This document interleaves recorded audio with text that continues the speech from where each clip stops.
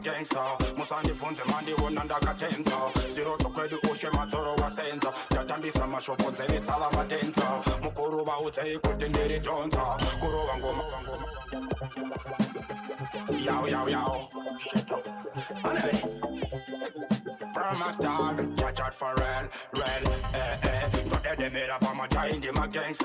Musandi Punte Mandi one and Dakatenza, Zero to Matoro was Senza, Yatambi Samasho Ponte Vitala Matenza, Mukuruba Ute Kutindiri Jonta, Kuruvango Makungendi Norova Bonza, Mukandi Sekerera Kana Wayando Itonza, Arawa Mukraundi Unge Mukurubenza, Mukande Kunda Munenge Makunda Ronaudo, Mutara Mukuruva Kunditi Wari Fahudo, Nekukuna Goma Bakunditi Wagonaudo, Titori Mukuru Picha Isa Jafaudo, Mukande Kunda Munenge Makunda Ronaudo, Mutara Mukuruva Kunditi Wari Fahudo, Nekukuna Goma Bakunditi Wagonaudo, Negro Goma Samba Masani Tori Sere Passing Commander Wakain Swayo, Kuponda Chiti Mukasarana Mairo, Drisupa, Punga Mario. Well, I'm telling you, it's 10 minutes after 11 and this today's action packed, full of talent in the building. Pro Max Chibaba Madaira, Chinofura Horo Yato Moripa Mubaira, join the Newini Muchanga Vatina Birira, Mukande Kunda Munenge Makunda Ronaudo, Mutara Mukuru Vakunditi Wari Fahudo, Nekukuna Goma Vakunditi Wagonaudo, Titori Mukuru Picha Isa Jafaudo, Mukande Kunda Munenge Makunda Ronaudo, Mutara Mukuru Vakunditi Wari Fahudo, Nekukuna Goma Vakunditi Wagonaudo, Negro Goma Dafamba Mabaira, to Edemera Pamata in the Magangsta, Musandi Ponte Mandi one and Dakatenza, Zero to Kwedu Oshe Matoro was Senza, Yataki Samasho Ponte. Well, guess what? Zimbabwe, 11 minutes after 11, and I know you are wondering why it is action-packed. But guess what? The activation started last week, Thursday. It is the road to Cup Clash City Sports Center. And each and every Thursday, we'll be bringing in a guest courtesy of Cheapest Promotions. While they will be coming through with my guest, Kuvagule team about a Cup Clash Kudara, my new voices, and of course, the talent Rengachibatko Kuma registration. Yes, get me right, Kuma registration. Well, it is the season. Ready to Cup Clash, ready to City Sports Center. And of course, the first registration is tomorrow. My other body is tomorrow from 12 until 2. Please tell Kumbero Kuti Mushika and a half 11. Totanga na 12 because by team Yangano Zoshkaji, 3. I was on Banmarasta Kandita Rafunda Shika Vakatita Kwenda. Saka team Yangu.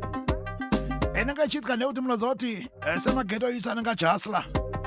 And some teams that don't also know my graft to Norovo to my shows, Maizia. Zakatingo Garatango, the registration it go from 12 to 2. But this one time I could prepare, you know what I say. Kuno Hasla Maizia. So make sure you make it for City Sports Center. If it's your first time, Kungo Tago, then we're going over City Sports Center. Uchukoshika Ipabono Vatongona team Yakaungana. Registration is $5. I see Mariaka wanda $5 and remember, courtesy of Cheapers. $5 yako yoyo no yaono pinda yaona kwato badala pa registration. It means muswe dance aucha badala imwe mari. Wakungo pinda because you are a registered artist. And about 5 mari yoyo no bano piwa ufte ma refreshments in Chikafu. Courtesy of Cheapers promotions. Pa 5 mari yoyo. So I see nye guro ana mari but nye kusumzirachi talent. And kuchaka talent. So 5 mari yako. Ndio inaitwa tupinde, ndio unazokitsa tupiwe ma refreshments mukati muswe dance. So make sure you make it tomorrow. And the team yangu chandilo chema nacho njauti last Cup Clash yedu 633.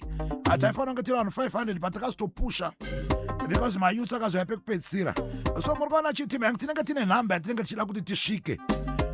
Saka namba heye katondi yashika mangwana, that means registration yetu pira mangwana. Maizia. Saka garatongo batka pa registration usaverengere. Plus wona kama artist machine akaloka ma streets their products of Cup Clash. Machine wanako kataka kuroa ngoma kudara but pasere Cup Clash makore. Ndere kuti Cup Clash inounganidza vanhu vanonakirwa nemangoma muZimbabwe munomo. Vanhu vanofarira ZIMDANCEHALL. Plus also inenge chistreama live on the day, which means munhu ari ku Canada, ari ku Australia, ari ku UK anonakirwa nemangoma anobva kuona. So it's that opportunity yekuti unoonekwa nenyika yese. Tarisa ma-artist esakaloka ma-street for the past 2 years. Vanhu vakabuda ende vakapfura nekupi neku-Cup Clash maizia. So well, kuna ma-youths angu esa anogara chichemota aiwa mukana uri kuita mushoma. This is it. Make sure you make it tomorrow. And of course, this year we've got new talent coming through. Takatsvaga ma-talents pama-Cup Clash atakamboita previously. Takabuda ne-Shikiro sound system. They will be part of my hosts for this week, for this season 2026, most of 29 August. Tonight they are hijackers. Varipo Zakari, they will be part of my host. Chirodanangarma DJ Vena MC Wavo. A new talent being incorporated into Cup Clash 2026. We've got Simplex Sound. It is a part of Cup Clash 2026, and we've got DJ Tint as well. And my ladies, we've got a lady who's been representing ZIMDANCEHALL right up Mash West, but he's been doing a lot. She's been going everywhere. And of course, you know, a Daibasana Empress,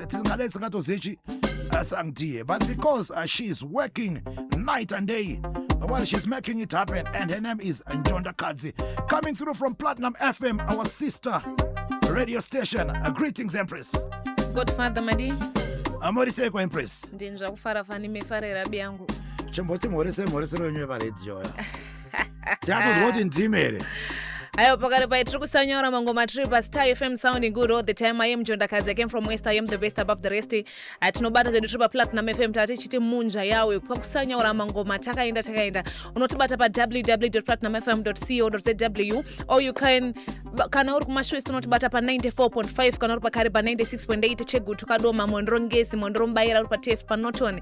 Kunobata sanyati 102.3 Chinoi, Lions Deni, Alaska, Bangeti, kunobata kumangura, kunobata pa Mtala, kana uri kukaroi manje kuhuru yadzo, kunobva musikana pa cloud apa pa Chikango unotibata pa 103.4, kunobata magunje kwakazangararo kachiche, kunosvika kwa Jimba kane kuchirariro ku Godfather. Unongo chingobata pa manje tiri kuita zvemangoma, tiri kuita zvekubhura dance, tiri kuita zvekusanyora mangoma, tichingoti greetings in the name of the Most High, just last year mighty, you know, together as a nation for this generation, the next generation. Kana rinya yekuru mangoma cheapers promotions ndio ine combination mageto isachazo register achikupa fusion ine creation yakapenga yekuti kana uri padeni ku Cup Clash muso 29 August ndopo unenge uri papapoka ngoma unongo kangoiza nekuti meditation ingoma idze kuti kana mumoyo mako muine ati break chikupa healing ine creation.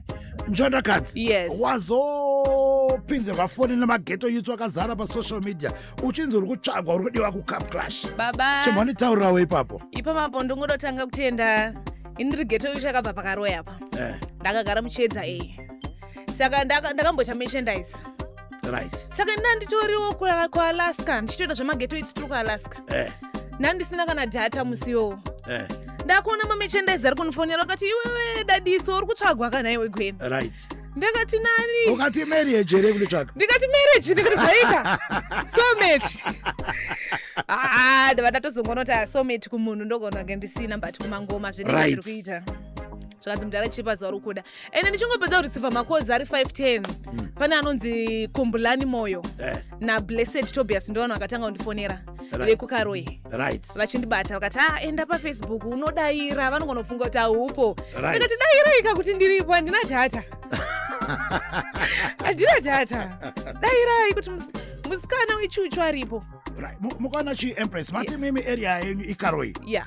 Ndo kwa makakurira. Born and raised in Karoi. Makapinda same radio kutonze vatatoza nhoroondo yenyu because kwa makwenda uko makwenda ku City Sports Center kune ma youth 10,000 15,000 varivhalelo zoti uyu anonzi Njonda Kadzi uyu ari kubuda nechepapi chimbondiudzai. Ini ndiri munhu akangozvarwa Godfather aine dzungu, aine purpose, right? Ndakafema ndati right, handaudzikama saka nespeed yeyeka ndaida soldier love, right? zvemangoma ndaitozvida zvekudaro, right? saka munhu andosiyira anonzi Noel anoimba zvekutoimba chaizvo. Saka tiri kukaroi maiva muna 2012 aiva ari kugrade 6 akaita hit song yakanetsa mukaroi inoti kurura taigara rekuchedzera inzi Hot Fire. aimba chete ndazovaona vane dzungu mutaundi baba ndinofanira yakaita hiti but nenyaya yekugona kwaita pakashayika njondakadzi nguvayoyo kana someone anoshanda kuredhiyo wekuti anokwanisa kurealize kuti vanhu vanenge vari kunzvimbo dzakasara kune vana vanogona pakangoshayika kana wani mbinga yakangoita rudo nemwana nehanzvadzi yangu ndobva zvatozopera zvapera inini nekuda mangoma kwandaita tiri kukaroi tichienda kumadhanzi tichibhura dhanzi ndaita zvemaroad shows zvekutodaro ndiri pane imwe road show yemakambani atizokwanise kumataura sezimbe basi zvakanzi nemumwe womufesi aishanda pane imwe kambani zvikanzi voisi rako rakanaka zvisingaiti plus une energy wakambotrai kuredhiyo here akati kuredhiyo handisati zvikanzi Star FM ine maauditions chimboina unotesta kana ndamarembers ndobva ndipa 10 US chiri kunyatsorema vandapiwa 10 US yangu ndokuya kumaauditions kuStar FM akaitira kuchinoi vatazonzoti nyami FM iroda kurilocata ichita Platinum FM ndokupinda kumaauditions Godfather ndokubhura dhanzi kasi kufema kwandakaita ndokusanyaura zvangu ndichikurukudza nabe yangu aiwa na Davis Mukadza Linda Muriro Lianda Kandero aiwa ndobva vanakiwa nemusikana right uri pamaauditions aya wakatogara vatipirera kuti unoda kuita zvemangoma handitombovazive hapana kanototombotaura izvozvo but pandakangowana basa chinhu chandakangotanga kuita ndichitangoenda paredhiyo ndakaziva kuti ndaiva nemunhu wandosira nawo akuami achaita zvekuimba ndakangoziva kuti mumba medu mune munhu aigona kuimba but akangoshaya munhu weparedhiyo ane shungu nemageto iti anoimba ndichingowana basa kuredhiyo chinhu chandakatanga kuita kutanga kutsvaga mageto iti anoimba ndichimaisa paredhiyo because kuredhiyo handizive kuti zvinonyatsofamba sei but asi munhu wese ane passion aiwa asi painterview yako vaiziva kuti unonoridza mangoma no havana kuziva but wachingowana graft vakati hai ndinoita zvemangoma vakangoonawo talent vakaona mapepa unonga waziva noda vanhu vakadzidza vakaona kuti aiwa kufema zvakakafema but chikoro chiripo ndobva vaisa musikana paredhiyo ini ndaenda paredhiyo ndini ndakazochinja mageti ndakazoda kumirira mashwest because vanhu vanofunga kuti mangoma ana Godfather kuStar FM nekuharare but ngoma dziriko kwese and over nofunga 2 years tinoona munombouya nemaartist panapa tinomboita tichiti hedu harare versus masho tichinakidzwa zvedu ndofunga we've done it twice and also ndinoona kuti pamune muri areas renyu munenge muchitenderera stereki manje ndakaona muna gogas gogo vane burugwa remkwasha passion yandinayo Godfather gogas vanetsa zvisingaite mageto youth aya kwandoenda kwese Godfather imari dzedu dzekutoti papei yangu ndinotoita budget yekuti chero ndinoona kunge zviri nani kusanotambura kusvika mashwest yabudirira then tozobudirira tese saka ndine munhu wandoshanda naye anonzi Kauchester Baba Uchi ndiwo andinofamba nawo naye anonzi Michael Exclusive DJ wangu yarapa passion yatinenge tinayo Godfather tinoda kuenda kumamisha iko kubotozoti mari dzekuti vauye kwatiri vanenge vasina plus vamwe vakanzoti musikano ende paredhiyo vanofunga kuti musikano anotyisa zvisingaite vamwe mageto ita nefie so I prefer kuenda kwavari ikokoko nekuti platform yePlatinum FM ine provincial radio station saka as long as tine platform yeradio station nemaresources ezimpe basi totaza nekushaina mapedza Zimbabwe, she is in the building tonight and her name is Njondakadzi taenda paCity Sports Center muri kufila sei dhanzi richanobhurwa baba munoziva kuti mageto youth zvaanoita City Sports Center inenge ichirepresenta maprovince ese inonzi Harare Cup Clash because inoitirwa muHarare tinozoita National Cup Clash muna December but iri Harare kudaro iri open futi kuna munhu wese unogona kubva kwaunoita sei kwaunobva so yane makore ichitwa sei ichiitwa and ndio inoaccommodata mageto youth ese and ndati mageto youth munoza pane hasha pamberi paipai zvisingaiti because panogona kuva nano 6 wire vakagadzirira here because panogononzi Njondakadzi toda kuti imimi muitisei vakadzi oro zvinogononzi Njondakadzi handisi kuti muitisei vakadzi toda kuti mumbopinda mueliminate vanhu 100 vese ndokwana ndaitoda kuita ganazi icho ndaitoda kuita ganazi nini anenge anetsa achifunga kuti nekuti pazoiswa mubhebhi ageto iti rakasimba baba and DJ wenyu ari ready here because pamunoenda pastage maipeka baba anenge achikurovera ndiani ndati pamashwest ngoma tine sanyaura isatiri dzemangoma kasi tine sanyaura ko mangwana kuregistration muri kwere kune timu yakada kuti hatoda kunyatsoona tiriko bhebhi rinenge ririko baba repamashwest apa 12 o'clock ende ndoda kutendai nekuti pa platform kwamunoita Godfather, because otherwise dai mamusina kutipa mukana ka dai tisingatombotori serious zvekudaro. Toda kutenda cheapest promotions. Zvinopa power kune vamwe vanhu vane passion vari kunze uku kuti kana paine zvinhu zvamunenge muchitara kuita mune vanhu vanenge vari muindustry kudhara vanokwanisa kugamuchirai nekutipa room kwamuri kuita nekuti appreciate nekuti I think this is the first time kamika nekuti munhu anobva kuMashwest achiuya kuzopura dhanzi kwaRarare. Ndizvozvo because zvatakaita anofunga ino era gore redu rechikupinda mugore rechi4 tichiita cup clash. Saka zvataita kubva patikatanga apa taiedza kugadzira footsteps because zvinoitika ndezvekuti inoitwa vanhu vakasiyana siyana kubva kare. Vatati isusu sezvo tiri kushanda necheapest paedition dzedu dzatiri kuita idzi ngatimboti tichidziita tichitsvaga amwe matalents ekuti patinosvika pagore rechi3 gore rechi4 takudaidzwa vanhu vakawanda vanyowani vanobva mumaprovince akasiyana siyana because tinenge tane understanding yemaitiro atiri kuita takatomboda kuti tidaidza vanhu vakawanda paedition yechi2 vanhu vatanoti is too early because isusu tatichinewo mamistakes akaita sei akawanda vanhu ngatimbogadzirisa in-house yedu togadzirisa mamistakes then tichibva ipapo togara tichidaidzanawo nevanhu vachirepresenta maprovince akasiyana because ndogona kunge ndiri kuHarare but zvikiitika kuchimani ndogona kunge ndisi kunyatsoziva but tikadaidzwa munhu wekupi weikoko anozotibatsirawo achitionesawo maona. Saka ndo zvaitika kuti munge muri panapa. Now ndisati ndavhurira hangu maartist andinawo microphone tine chinhu 1 chatiri kukukumbirai Empress.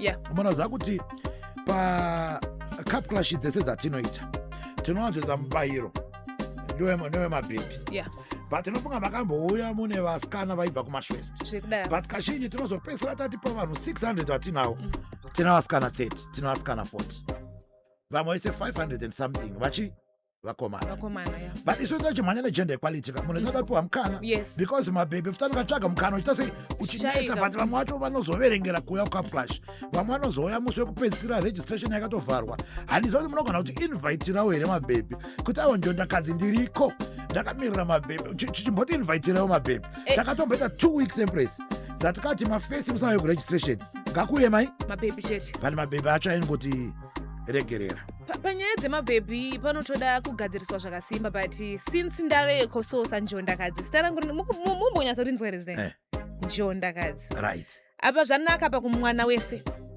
zvanakira mwana wese uku kungouya mangoma achitosanya wabe yangu ende vaudza kuti vanenge vari safe ende vanenge vari safe because ndiripo lauti kana pamakaya last time makaona kunge pane kusabatwa zvakanaka kuti munyatsotaura chokwadi kana zvinhu zvinogadzirisika kana kuri kunzi pane akaenda akazotaura kuti vakadzi hatisi kubatwa zvakanaka nandisiko ikoko vakomana uku tichamhanyisa hatizorove imbuka yedu takariga mupini ende makudo hatizosiyeni kuti rinokamina tiri kuda zvinhu zviri perfect kumwana wese and then ndozvinhu zvandikunyanya pane cheapest because makaona muchiti involvawo especially kuma-MC tiri vanhu vechikadzi because kana munhu wemusikana kudai sochita zvemangoma zvinhu zvekuti vanhu vakawanda vakutore serious vanhu vakawanda vanotanga kushora vanhu vakawanda vanyazonzwisisa entertainment industry vanofunga kuti patoita zvehura apa patoita zvemwana asina kudzikama patoita you know what I mean saka zvinoita kuti vana vasikana vanogona vacho havatokwanisa kuti vauye kumacup clash because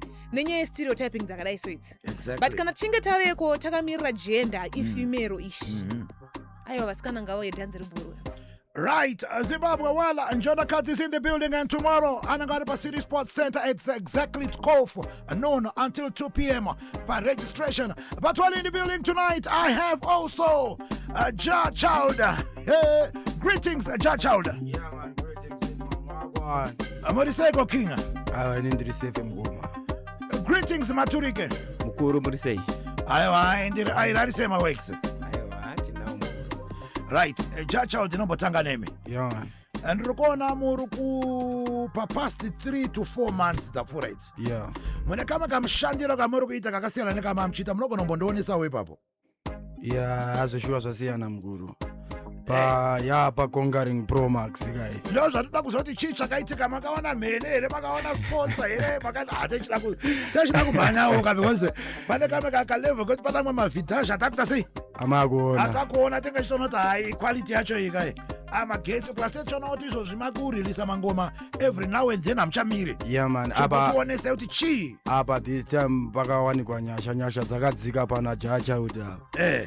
but anzi passion java ati sauro ibenzi saka kabva ati rafero ibenzi harisi benzi again takurova dhanzi ka maiziya saka mazuva ano tikushanda tiri under passion java records.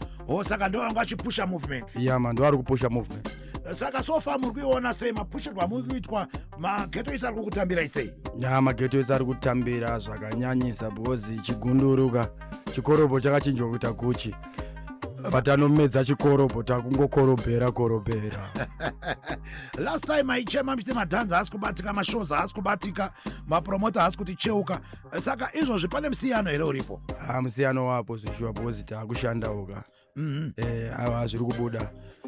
Tikutoita zvinhu big time, mashows ari kuwanika. Cheapers promotion nekuti pamashows takaenda. Right. Shirauti apa muri part of Cup Clash kapa. Kuya kwamaita mukuya makamirira 2026. Isusu zvedu mudhara isita zvigunduru zvakura ndikuti ndokuti maigara mite ndikudawo mukana wekungoya kuzogoperforma. Ndakazviita sei? Ndakazvimirira ndikati Cheapers yabva yati muite sei? Ndiwo yaiwa nendiripo paCup Clash apo.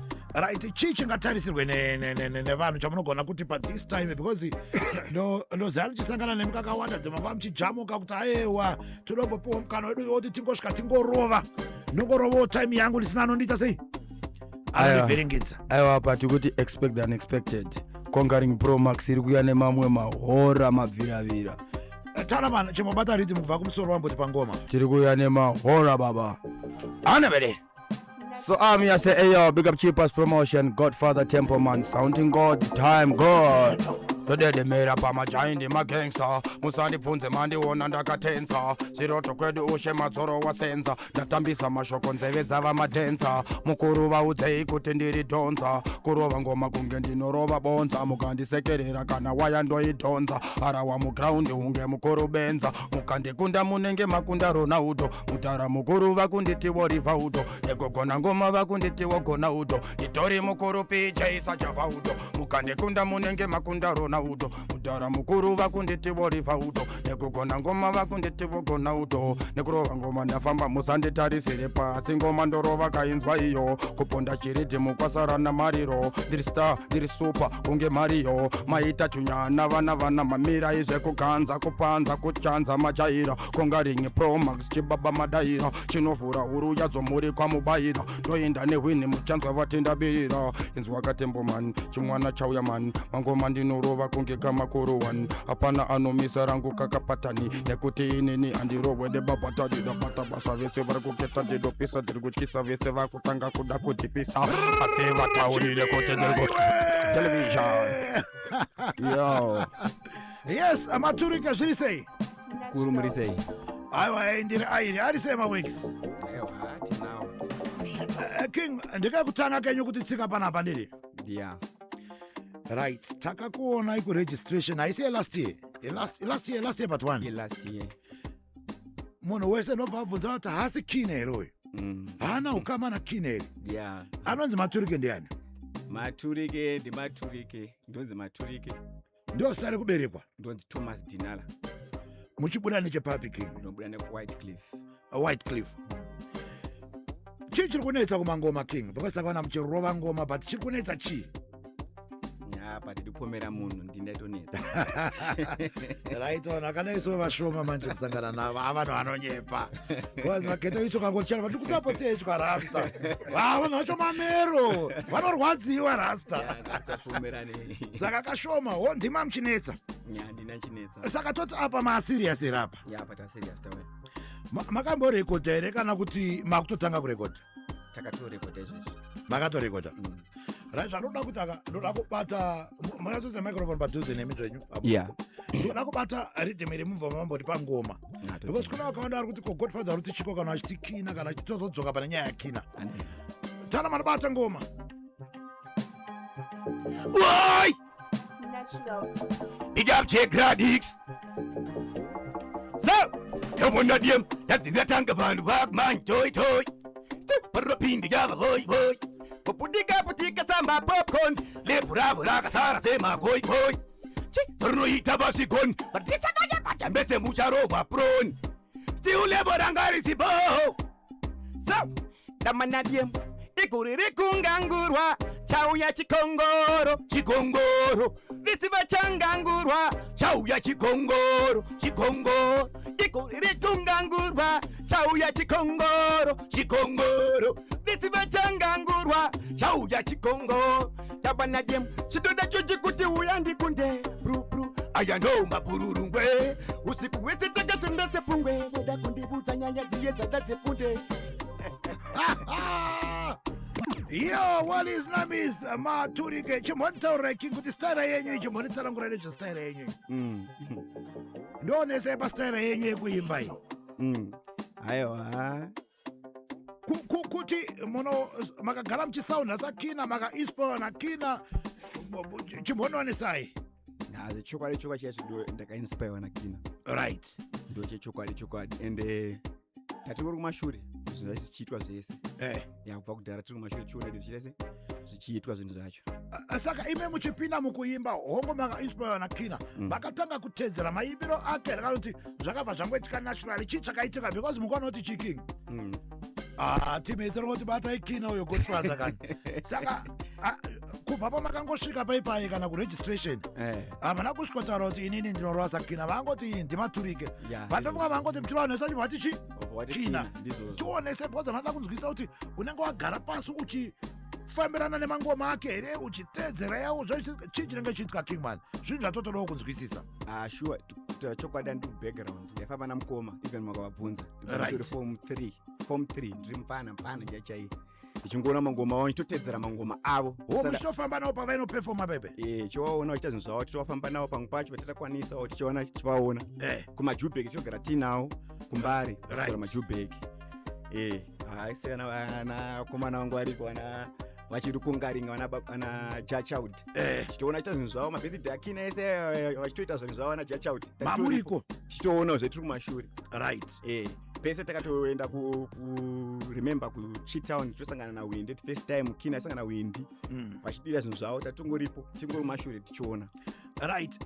Imimi pamakanopinda mucity sports center mucup clash chii chakaitika? pakazhambiwa right.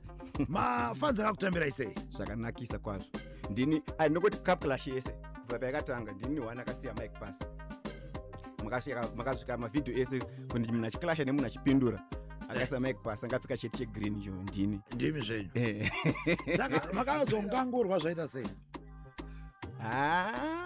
kungangurwa hatina kungangurwa koza ndabuditswa.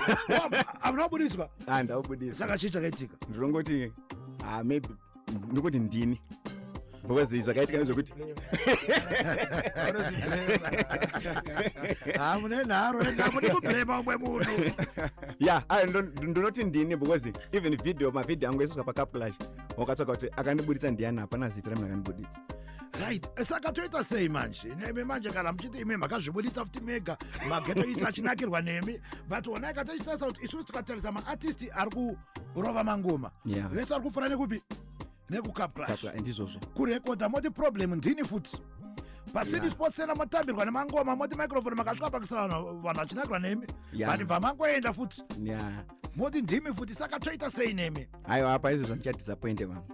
Hamoti kudisappointa vanhu here? Haizvo zvandichadisappointe vanhu izvi tana mani chimbodisira ridhimu rimwe ka kana andisira rimwe ridhimu nokudongoti jachild anope 1 ngoma maturuku anope 1 ngoma ka then twatatopinwa ma8 lines twatavhara kana utongosvika manje pasipa muno mutato mucity sports inenge ato malines baba plus nhasi ndakomborerwa because handine zvimalegend saka zvangu zvakanaka njondakadzi takutomborawo zvima-highlights ka saka tana chingoni chekera rhythm tibva tangokanda rhythm tibva tatongozvitanga but itsatakanda rhythm njondakadzi dotombondipigira vanhu vari pawhatsapp nandatoti nasiko waita seiko 0772162651 timu yangu chimboye pawhatsapp umbonudza kuti zita ndiani plus uri kupika umbopiwa sando dzako nanjondakadzi waiziya 0772162651 uyataure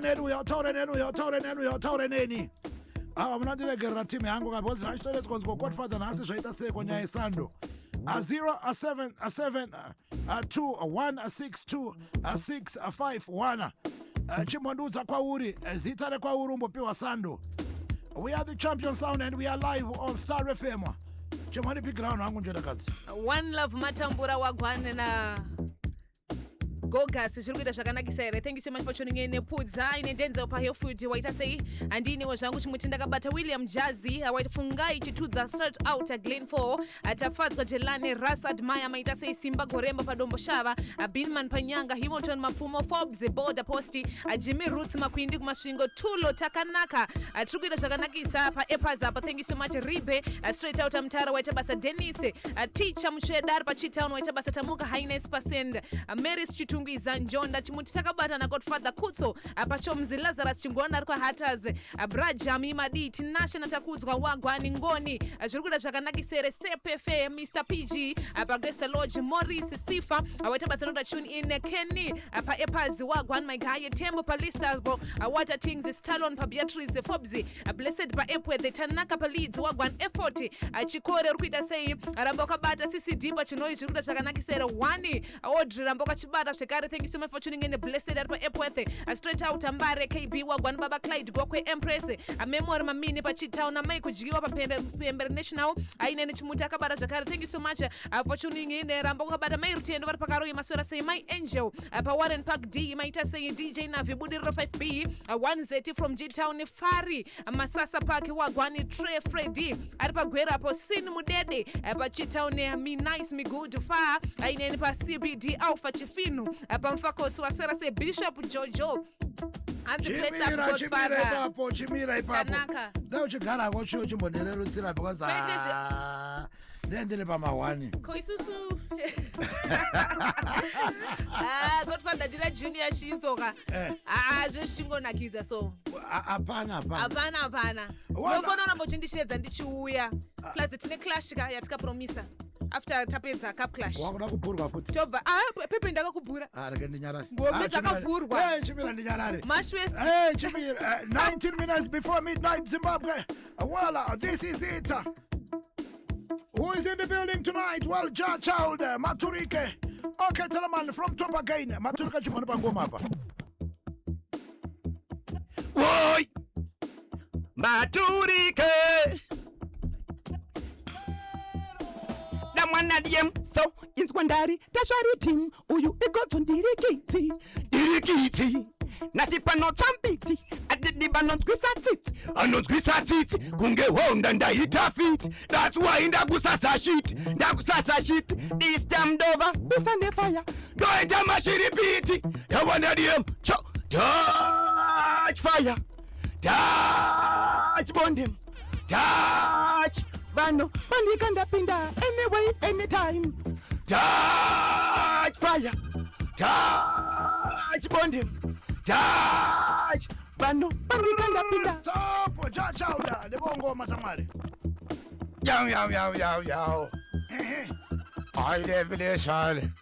Big up Jack Radix to the fullest. Chat for real. Yo, Jerry Momo Carrison. Dine masi Simba hopo kutange Samson. Yo, manager kunge Patison. Mahumba ndirindi mitsa passion. Itindi ndakama gara pamba. Ziringo mando buya nazo ziri mu mahamba. Sive chidinga vosiramba. Vachatonyora tsamba. Pulaka namba sakatero. Karawati pavechimero. Kuti kunongoma ngava patare mutero sakatero. Abuda umasero. Vataurire ndakati. Nangoti kana mazongara tikasvika musasimuke kunyangira manake musamupuke amunonditadzira ndigumbuke imi musamupukandi nangoti kana mazogara tikasvika musasimuke kunyangira manake musamupuke amunonditadzira ndigumbuke imi musavundukandi nyagote nemira. Well, Zimbabwe, you need to understand this. Child will be performing Pasiri Sports Center, but Askupina Muchi, 600 Cup Clash, Iowa. But in Hasangota, Godfather Galatiri Pana, Paskiri, de Hukumanuku, 8 lines, Takaenda, 4 lines, Galatapa Asha. Sakajatakuda with Agapati Yango. Abarando de Mugotanga Flex up a Uromizia. Yeah, Dakuchingo Patachi, Ritimiri Boy. Special, Kanamune, Rima, Sitongoti, Maturike. Amen, Kanamuchi, aveno mamboza maita tongo Right. imba Kana matondibhozva da kutaka mabva matoinana kutolotwa kumana da kutoti musumuke manje chi because kaclip kacho kakunozoti mangwana kane kachitenderera vanhu vachinakirwa singaite. Zimbabwe, well, it's 17 minutes before midnight, and of course in the building tonight, we are celebrating talent, and Child Maturike are in the building alongside Njonda Akadzi. Right, Tolaman, from top again, Timmy, 8 lines, 4 lines. Arnotanga Ngatange. Boy! I'm bad like I for the police. Man a Viking go striker and in a base. Keep the fire burn. Now recess. Man a top striker. Bora munet. Vakatanga vakatema se kapita touch. Back to the name and go mater kusasa touch. Bariku bambira marima makutoda touch. Pinda mutanze rema go maiwe usa touch. Tauyaka chaindika tete wosamurete aiwandafadza mwana ngende sekafandati tete atete kulaza mungende rafero mukakava mapete vaudze tembomani waridza kandipete ngoma vandizive indivisi vandikete asi ngoma siya ndimabate nekuti vamwe vari kufunga kuti ndiri kurota okay big machine ndini okay ndipe kuno tsvimbo yangu ini ndiva ponde wayase robisa lakisa masande brainga zvakabusa musadikoke ndabvisa do kuti vapinde vasanoke anave television arivachamana ndasvika vakushamisika asi mangoma vanoziva ndinobika ndoshanda handiite zvekustika vataurire kuti pese pandasvika ndobata basa ona vari kutipisa asi inini futi ndini ndovamisa ndekuti zvandinoita futi zvidotyisa vataurire kuti ndinorova ngoma January February kunobata March nonstop vidichunu vopisa mapachi prinopinda vanorova touch wina sodomaisi compromise charge fire fire vataurire ndakaima futi vachakaya nekuti zvandinoita vataurire kuti inini futi kani vasanjairire nekuti mangoma inini ndakatanga kare asi inini futi ndinobva kumba rechimdimbari vataurire ndinobva kare kusvika kare kusvikira kare asi vataurire ndovava kunge kare nekuti zvandinoita ndabvira harimbiswa nemahiten hanzi kutanzwa kuzara nemasi10 wavakubonderana ngoma hita u10 usati kwakutengwa nematefan asi rafichave number 1 chapusha ngoma svika Cape Town kutangira uptown inzwa charidzwa natemboman vataurire ndati zvemadowntown mastrangers ari kuchemera crown kuchata vakapfeka rakabvaruka gown vakwira mawere kongonya kunge Andy Brown tabanadem chinzwa zvichibatana mwana noswa ngoma woi mwana ishasha boys kwete zvekumakana ngoma tinodzibata ai havanditange boys zvinhu zvichibatana mwana noswa ngoma woi mwana ishasha boys kwete zvekumakana ngoma tinodzibata ai mbombo vaudze vacharova mboza nekuti ndakatangira kubva kujoza ende futi netanzi ndini ndovalaza vataurire izwa vese vandikuza nekuti ndiri kumhanya inzwa vandikuruza mani asi inini vanoziva ndine patani chimwana chani chimwana chabakuruwani nekuti zvandinoita ndinezvemakanani. Yeah. You want more? You have to come through tomorrow to registration, my dear. Well, it's exactly 12 midnight to 2 p.m. at the City Sports Center, my dear. Child, Robert Kapapi pa social media. Inindobatika pakanzi Child Raphael Big League pa Facebook. Right, TikTok yedu yakanzi Child ZW3, and then Instagram yakanzi Child Big League at PJ Record. Right, muna namba ere makasununguka kutipa. Namba tinadzo mkuru dzinoti 0774 2377 21. Again 0774 2377 21. Aiwa, thank you so much King. Nekuya kwa maita. Ndozoti pese batino kudaidza kuti King. Chimbo yaiti tandare tikauya chiti 4 lines munongoti bo. Mukauya chitara nyaya yebhamu munongoti chi. Munongoti bo munongoti aiwa kana zviro zvemangoma ndinoita sei? Ndinouya tosimbisa. For the love of the game. Aiwa munofana kuramba makadaro King. Amaturike. Kuru. Aiwa, thanks wangu wapindira but tiri kuchema. skiri rako rere kuti tikada kuda sobva kuti ndini ubva watinyararidza nokunza kuzviblema unobva wazviblema fast ubaza kuti ndingangozviblema fast muri kubatka pasocial media mati mavhura maaccounts ere yaripo right akanzi chii kamavhura edu manje maturike watavhura nhasi iwewe akanzi chii akanzi maturike music akanzi maturike music yeah. PaFacebook pese ungotsvaga bhanzi maturike music kwese swika kuTikTok kwese maturike music right ko mune nhamba here yamunogona kutipa yekuti vana vachida kukubatai vari kudai pamaridhim varida kushanda nemi vanokubatai sei 0772 26 68 55 ndipei namba futi 0772 26 68 55 aiwa thank you so much zimbabwe ndozvauti kunzwa kwakuna mageto its akawanda ndakachiti toita seko kuti tite sei tuyo paredhiyo tisatapinda pacup crash but its very easy ukauyawo kuregistration ukauya kuregistration kunenge kuna fantane kunenge kuna etherton ndinenge ndiriko kunenge kuna njondakadzi svikiro inenge iriko simplex sound inenge iriko hijackers inenge iriko dj tint anenge ariko and cheapest promotions inenge iriko so zvinenge zvichiitika paregistration paipe panotorwa mavideo clips anobvaiswa pasocial media panongoiswa mavideo ako pasocial media rinongotrenda chete automatically unobva utongoya kupi paredhiyo hazvina favor zvinoti kudii but vhidhiyo rako rikatrenda mageto its akati tikumuda kustudio unobva utongoya kustudio chi automatically maturika shamwari thank you so much jachild thank you so much jack radings chimbo yatitaure tikurukure 1 minute anjonakadzi Godfather uri kuona sei marwero ari kuitwa ngoma dziri kubhurwa dzikusanyawo habe yangu right ukaona njondakadzi tiri kufanira kuti couple isati yasvika tikamborwa maregistration ayaka tozombounganidza futi imwe timu yataunganidza toita kuti umboya futi nani hausi kuyozoklasha neni ndozoto nongochida kubhura inini but aiwa ndati woya netimu yani yaunengeunomboida kunana kadomo uchinotora na gogo afange gogo nditombofunga kuya nawo kucity sports chaitaura togona vaunza paredhiyo tisati taende koko tombokurukura nani nagogo jack radix temboman yasvika nguva iyayo nhasi handisiri ndikutaura ndane napiara dj guns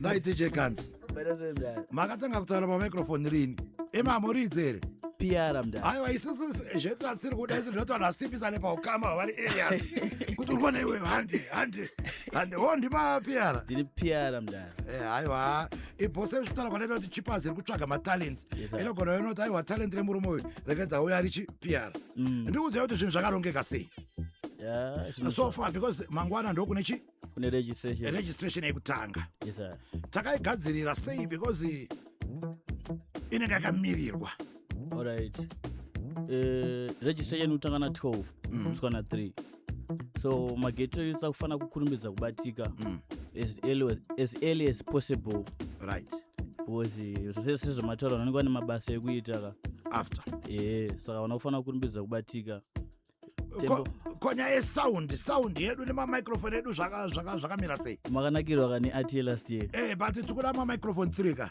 makuda 3 tikuda 3 2 vari kurovanaka ne1 inogona nga yakabatwa nanjondakadzi fantan ethatoni kana svikiro paduwa 3 vakuru vangu manje ndati nditaurire paredhiyo kuita kuti kana takuzokupisa manje ka mageto etsalipatikotipadzakatitaura paredhiyo shamwari mufese yamumero vakuru vangu vari kuzvinzwa mudara ndivoona unokwanisa kuita kuti zviitike sezvo masvitsa soka vakuru vangu vazvinzwa which means kuti zvinotoitika mamaiki anenge aripo sound inenge iripo yakarongeka advice yamunokwanisa kupa maartist ari kuuya kuregistration ndechi vanozosvika chiva bcause vachinji vanenge vachitya vachirohanahana vachita sei and almost masound ese anowanzoridza paregistration yamaartist ndime munoaridzira chii chamunogona kuvapo seadvice advice andokwanisa kuvapa ndeyekuti believe in yourself usatye you don't know kuti chii chinoitika vakawanda vanhu vabudira kucup clash vari kutopisa zvomai manje so no matter what don't be afraid to